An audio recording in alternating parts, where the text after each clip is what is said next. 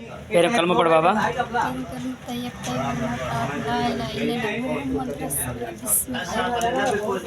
छा नालो दी? मतन खातून। मतन खातो कंहिंजी धीअ? नवाब अली।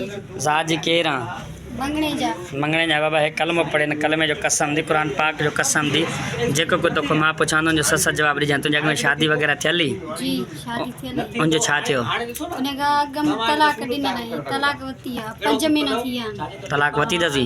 कसम साख सां? जी। कुरान जो कसम दी? जी। हाणे शादी कंहिंसां करणु चाहींदी? अता हुसैन।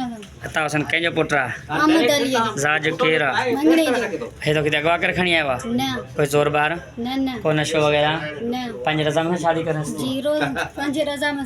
अगर अहिड़ी का बि ॻाल्हि आहे, का बि हुजे तो असांखे ॿुधाए। तुंहिंजे वकील साहब खे चई पुलिस जे ज़रिए पोइ इतमाल कंदे वापसी कराए दारुल मां सैफ़ मोकिले। न हाँ पंहिंजे राज़ ख़ुशीअ सां थी कयां। होश में त वेठी आहे?